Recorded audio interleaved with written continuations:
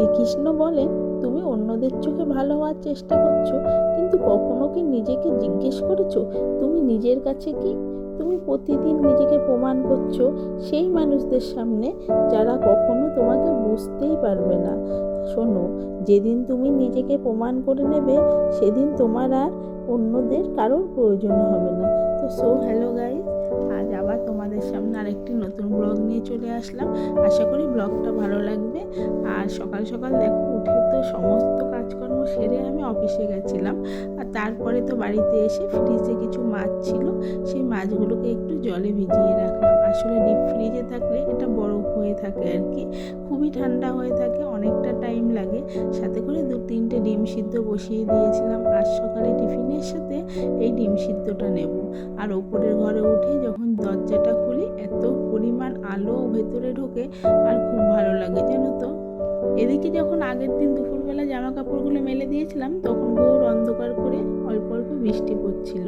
এই জন্য সব তুলে এখানে ডাইনিং রুমে রেখে দিয়েছিলাম। এখন দেখি এগুলো সব শুকিয়ে গেছে, তাই এগুলো ভাঁজ করে নিচ্ছি। আসলে এখন তো গরমের দিন, বাইরে সব নেড়ে না রাখলে ঘরে রাখলেও কিন্তু একদম শুকিয়ে যায়। সাথে সাথে ডিম সেদ্ধটা নামিয়ে নিলাম, ভাতটাকে বসিয়ে দিলাম। আসলে এখন তো এই স্টিলের হাঁড়িটাই ভাতটা করি। এই হাঁড়িটা তো নতুন, তোমাদের সাথে একটা ভিডিওতে শেয়ার করেছি। কিন্তু এই হাঁড়িতে ভাত করলে যেন তো অনেক তাড়াতাড়ি ভাতটা ফোটে আর অনেক তাড়াতাড়ি হয়। সাথে করে একটা ডিম ছুলে দিলাম। এখনও ছেলেকে যোগা করাচ্ছে, মানে ছেলের ম্যাম। এদিকে আমার বরমশাইকে একটু টিফিনটা দিয়ে দেবো। আজ কিন্তু ডিম সিদ্ধ করব, আর সবজি সিদ্ধ করেছিলাম, সাথে রুটি করেছিলাম। ডিম সিদ্ধটা ছুলে টিফিনটা আজকে বানিয়ে দিই আর কি। তবে আজকে সকাল থেকে প্রচুর পরিমাণে রোদ ছিল আর প্রচুর গরম ছিল।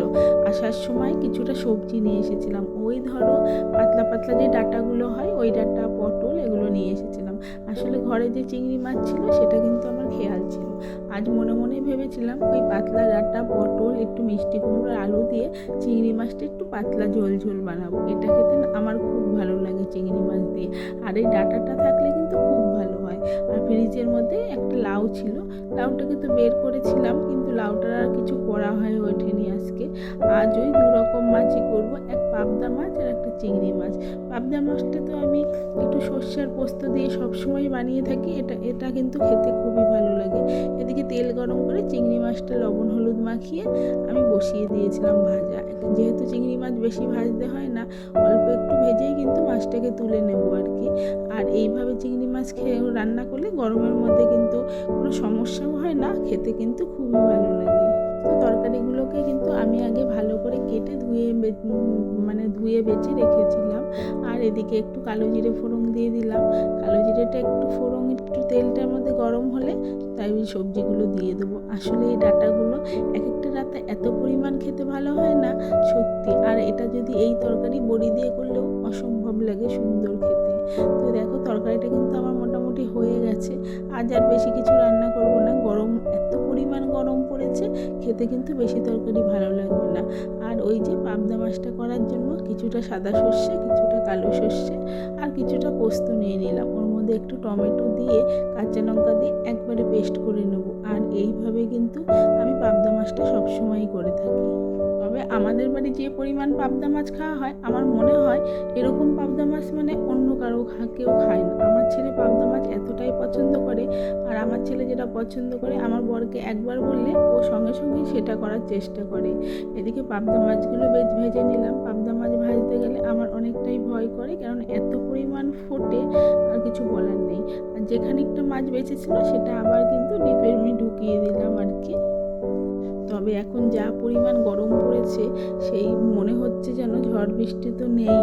আর মাঝে মাঝে এমন পরিমাণ মেঘ করছে, অল্প ছিটে ফোঁটা হয়ে ব্যাস কমে যাচ্ছে। এখানে কিন্তু সেইভাবে বৃষ্টিটাও হচ্ছে না, আর ওয়েদারটাও প্রচণ্ড গরম আজকে। কিন্তু মানে এত পরিমাণ গরম সহ্য করার বাইরে। এদিকে মাছটা কিন্তু কথায় কথায় ভাজা হয়ে গেল। আর পাবদা মাছ যখন আমি ভাজি একদমই কাছে থাকি না। আর এইবারে মাছ ভাজার পরে তেলটা গরম করে আমি একটু কালো জিরে ফোড়ন দিয়ে দিয়েছিলাম, আর একটু পেঁয়াজ কুচি দিয়েছিলাম। ভালো করে পেঁয়াজ কুচিটা একটু লাল লাল হলে এরপরে মশলাটা দিয়ে দেবো। যেহেতু সর্ষে পোস্ত বাটা, বেশিক্ষণ কিন্তু হতে লাগবে না, একসময় খুব তাড়াতাড়ি কিন্তু এই মাছটা হয়ে যাবে। সময়ের সাথে সাথে সব কিছু পাল্টে যায়। এই ধরো দুদিন আগে আমার দিদি এসেছিল, আজ কিন্তু সে নেই। আসলে মানুষ তো এরকমই, পাখির মতো না। পাখিরা যেমন অন্য জায়গায় ঘুরে বেড়াতে পারে, মানুষ তো সেটা পারে না। কিন্তু আমার মনে হয় পাখির থেকেও মানুষ বেশি। দেখো, একদিনের ব্যাপার, দিনের দিন কোথায় কত দূরে মানুষ চলে যায়। আজকে এই দুদিন ধরে একটু মনটা খারাপ আর কি, তাই এবার আস্তে আস্তে এটা ঠিকও হয়ে যাবে। ঝোলটা হওয়ার সাথে সাথে এদিকে আমি দিয়ে দিলাম মাছগুলো। এবার একটু ঢেকে দেবো, তারপরে একটু ধনেপাতা দেবো। আসলে এই যে পাবদা মাছ বলো, ভোলা মাছ বলো, নামানোর আগে একটু ধনেপাতা দিলে না খুব ভালো লাগে খেতে। তবে এখন তো আমি এই যে গরম পড়ার পর থেকে রাত্রিবেলা আমার জন্য দুটো করে ভাতই রাখি, আর ওই ভাতটাই কিন্তু খাই। আর ছেলে আর বরের জন্য রাত্রিবেলা একটুখানি করে রুটি বানিয়ে দিই। আর আজকের দেখো মাছের ঝোলটা কিন্তু পুরোপুরি রেডি হয়ে গেল। এরপরে কিন্তু যে কটা বাসন হয়েছিল সব কটাই আমি ধুয়ে নেবো। আসলে রান্নাঘরটা রান্না করার পরে না একদমই সঙ্গে সঙ্গেই আমি সব কিছু করে নিই আর কি, ফেলে রাখি না কিছুই। তো বেসিন যেহেতু আসে সেহেতু সব কাজ সঙ্গে সঙ্গে করে রাখাটাই ভালো। আর এদিকে বাসনগুলো মেজে সব কিছু উপর করে নিলাম। এদিকে সাথে সাথে ছেলের এক্সারসাইজটাও শেষ হয়ে গেছে। আসলে রান্নার সাথে সাথে যখন এক্সারসাইজটা করাই, আমার রান্না শেষ হওয়ার মধ্যে কিন্তু এক্সারসাইজটা সেইভাবে টাইম করেই আমি করাই। এরপরে তো ওকে স্নান করে খেতে দিয়ে দেবো। তবে গতকাল আমি প্রচুর পরিমাণে জামা কাপড় কেচেছিলাম, তারপরে আর ভাঁজ করার সময় পাইনি, সেগুলো চেয়ারের ওপর রেখে দিয়েছিলাম। এখন সেগুলো ভাঁজ করে সব ওয়ার্ডরোবের মধ্যে ঢুকাবো। কিছু জামা কাপড় বাইরে রাখবো, কিছুটা ওয়ার্ডরোবে ঢুকাবো। আসলে আমার বড়মশাইয়ের সমস্ত জামা কাপড় আমি ওয়ার্ডরোবে রাখি, ওখান থেকে ও নিয়ে একটা একটা করে পরে। আজ তাই ভাবলাম যে সবগুলো গুছিয়ে নিই, চেয়ারে থাকলে কেমন একটা বিচ্ছিরি ভাব দেখায় আর কি। খালি জামা কাপড় না, সাথে করে বেড কভারগুলোও কেচেছিলাম। আসলে অনেক দিন ধরে জামা কাপড় পরে থাকলে না একদমই ভালো লাগে না, আর বেশি হয়ে গেলে কাচতেও যেমন কষ্ট। এরপরে সব কটা ভাঁজ করে ওয়ার্ডরোবের মধ্যে ঢুকিয়ে দিলাম। আসলে সব কিছু গুছানো থাকলে দেখতেও ভালো লাগে ঘরটা, আর আমার কাজটা কিন্তু অনেকটাই কমে যায়। তবে এই কাজটা করা কিন্তু আমার কাছে অনেকটাই কুড়েমির কাজ, একদমই ইচ্ছে করে না যে সবসময় জামা কাপড়গুলো ভাঁজ করি আবার ওয়ার্ডরোবে রাখি। এই জিনিসটা আমার একদমই ভালো লাগে না, কিন্তু করতে তো হবে। আর নিজেদের কাজ নিজের করাই ভালো।